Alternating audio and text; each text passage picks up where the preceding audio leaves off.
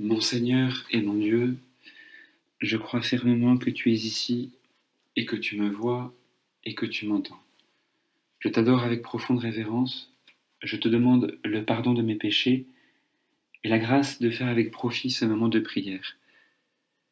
Marie, ma Mère Immaculée, Saint Joseph, mon Père et Seigneur, mon ange gardien, intercédez pour moi.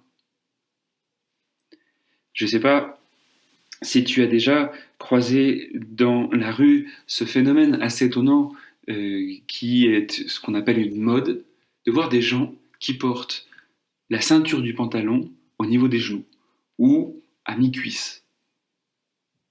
Et même parfois tu vois des gens qui doivent courir et qui portent le pantalon à ce niveau-là et qui se trouvent bien embêtés, procurant chez beaucoup de leurs concitoyens ou de leurs camarades un moment de joie assez extraordinaire, voire même d'hilarité. C'est-à-dire que ça fait rire de voir quelqu'un courir avec un pantalon à ce niveau-là parce qu'on voit bien que le mouvement n'est pas du tout facile.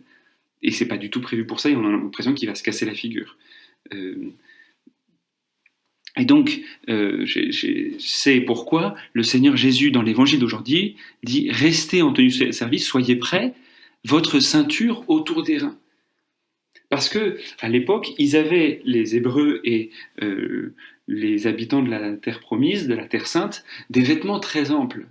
Et or, qui a déjà porté un vêtement très ample, des robes très amples, etc. Ils n'avaient pas les pantalons. Eh bien, c'est très difficile pour eux d'avoir un mouvement facile. Surtout si on doit marcher dans la nature, etc., passer au niveau des buissons, au milieu des arbres, etc. C'est pas facile d'avoir un mouvement aisé si on a un grand vêtement. Et donc, pour s'assurer de l'agilité du mouvement, eh bien, qu'est-ce qu'ils faisaient? Ils se mettaient une ceinture autour de la taille.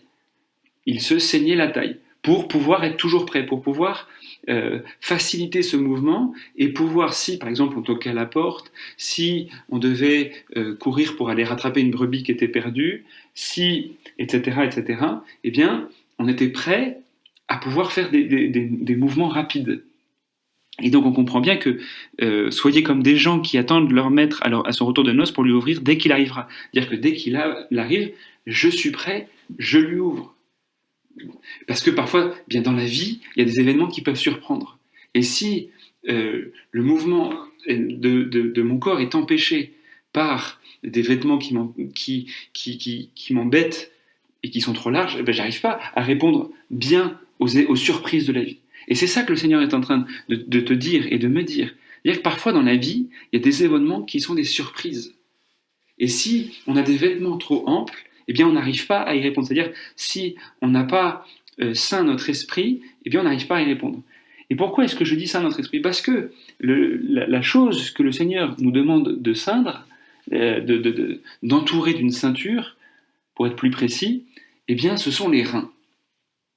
Alors pourquoi est-ce que le Seigneur Jésus, pourquoi Jésus parle des reins? Voilà, il y a un langage symbolique dans la Bible, il faut le comprendre, parce que si on ne le comprend pas, eh bien, on n'est pas capable de bien comprendre ce que dit Jésus. Par exemple, si un martien arrive et qu'il voit des gens s'arrêter au feu rouge, il dit pourquoi les gens s'arrêtent au feu rouge? Et puis ensuite, quand il les voit aller au feu vert, il dit mais pourquoi est-ce que les gens démarrent au feu vert? Ben, c'est un symbole. Et là, c'est pareil. Jésus nous parle de symboles pour nous parler des réalités du ciel, pour nous parler de notre âme et de la relation de notre cœur avec lui. Et donc là, il nous parle aussi des reins. Qu'est-ce que c'est que les reins dans l'Écriture?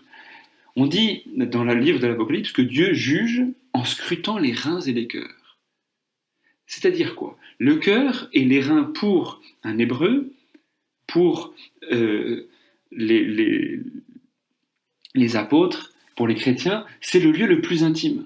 C'est le lieu le plus intime. C'est ce qu'appellent les Hébreux le siège des émotions, de la vie affective et des impulsions inconscientes. Donc c'est un lieu très profond où beaucoup de choses se passent. C'est pas seulement comme on va le savoir aujourd'hui, si on regarde un dictionnaire de médecine, on voit ben voilà, c'est un fil très important, il faut boire de l'eau parce que sinon les reins ne fonctionnent pas bien, etc. Mais c'est le lieu le plus intime de la personne humaine, là où il y a toute sa vie affective qui se passe.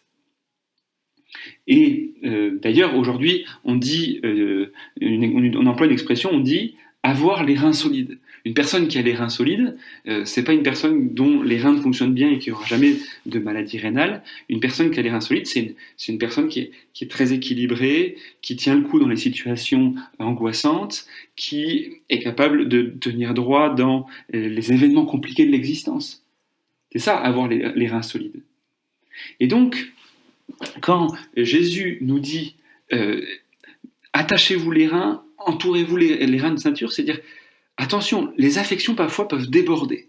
Par exemple, s'il y a un événement inattendu qui m'arrive et que je me laisse déborder par l'émotion, ben, je vais être envahi par la tristesse, ou possédé par la colère, ou possédé par une joie tellement exubérante que ça va devenir une espèce d'ébriété mauvaise, ou alors complètement possédé par cette peur de la chose.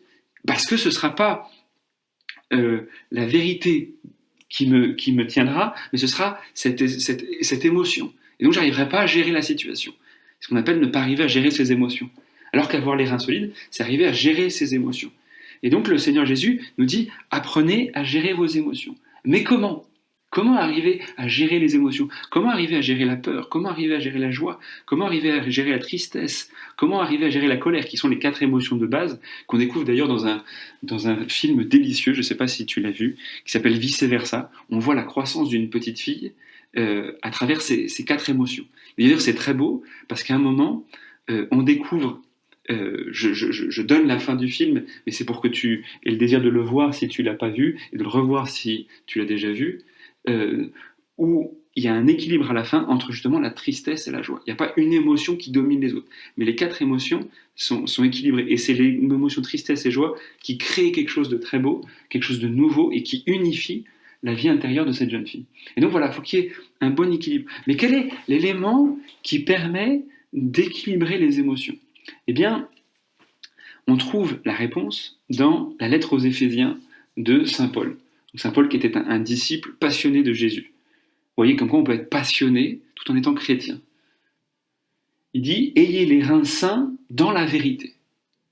C'est exactement l'expression, sauf qu'il ajoute « dans la vérité ». C'est-à-dire, comment est-ce qu'on arrive à maintenir l'équilibre de notre émotion ? Comment est-ce qu'on arrive à maintenir un équilibre de vie ? Comment est-ce qu'on arrive à maintenir une vie droite et sereine ? Comment est-ce qu'on arrive à avoir des reins solides ? Un bon équilibre entre les émotions et l'intellect ? Eh bien, c'est en ayant les reins sains dans la vérité. Et qu'est-ce que la vérité ? La vérité fondamentale, pour saint Paul, c'est « Il m'a aimé et il s'est livré pour moi ». Il m'a aimé et il s'est livré pour moi. Il le dit dans la lettre aux Galates. C'est-à-dire, c'est ce qui a transformé la vie de saint Paul et qui est la vérité de base sur laquelle il a construit sa maison, sur laquelle il a construit sa vie. Il m'a aimé et il s'est livré pour moi. Ma vie aujourd'hui, continue-t-il dans la même lettre aux Galates, je la vis dans la foi au Fils de Dieu qui m'a aimé et il s'est livré pour moi. C'est important, je répète, pour qu'on retienne cette phrase et pour que cette phrase t'accompagne tout au long de la journée. Pour que comme saint Paul, qui encore une fois était un être passionné, mais dont les passions étaient portées par cette vérité fondamentale. Ma vie, je la vis dans la foi au Fils de Dieu. C'est-à-dire que la vérité fondamentale pour lui, c'est de se savoir infiniment aimé de Jésus. C'est cette rencontre de base dont tu dois te souvenir. Demande au Seigneur Jésus de te souvenir de ces moments fondamentaux où il a manifesté son amour envers toi. Ne jamais l'oublier, parce que c'est là que notre vie, que ta vie prend racine. Parce que c'est là le fondement de toute existence, être infiniment aimé de Dieu. Se savoir infiniment aimé de Dieu. Et c'est la vérité, la seule vérité qui compte. Pourquoi les choses existent ? Parce que Dieu les aime. Pourquoi est-ce que tu existes ? Parce que Dieu t'aime. Pourquoi est-ce qu'aujourd'hui tu écoutes les 10 minutes avec Jésus ? Parce que Dieu t'aime. Et même les choses qui peuvent te faire peur, oui, c'est parce que Dieu t'aime. Parce qu'il veut t'aider à aller plus loin que ta peur. Et les choses qui te rendent triste, oui, parce que le Seigneur va aller plus loin que ta tristesse. Et les choses qui te rendent joyeuse, oui, parce que le Seigneur veut te donner une joie surnaturelle. Et les choses qui te rendent colérique, oui, parce que le Seigneur veut t'apprendre à ne désirer que l'aimer, à te mettre en colère que dans le sens positif, c'est-à-dire pour chercher à posséder l'amour.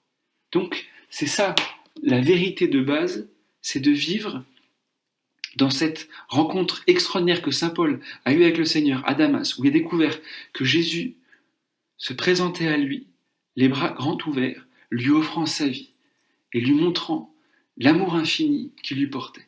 Alors c'est ça que je te souhaite aujourd'hui, c'est de revenir souvent à cette vérité-là. Il m'a aimé et il s'est livré pour moi. Et peut-être même ce soir, relire les événements de ta journée en disant en quoi est-ce que le Seigneur m'a montré son amour dans tel ou tel événement. Et même dans les événements difficiles. En quoi est-ce que le Seigneur m'a manifesté son amour à cet endroit-là? En quoi est-ce que le Seigneur m'a aimé? Dans la foi. Demande la foi si tu ne le vois pas. Parce que c'est que dans la foi qu'on arrive à contempler ceci. C'est que en contemplant Jésus crucifié, en contemplant le crucifié, que tu pourras contempler ceci. Je te remercie, mon Dieu, des bonnes résolutions, des actes d'amour et des inspirations que tu m'as communiquées dans cette méditation. Je te demande la grâce de m'aider à les mettre en pratique. Marie, ma Mère Immaculée, Saint Joseph, mon Père et Seigneur, mon ange gardien, intercédez pour moi.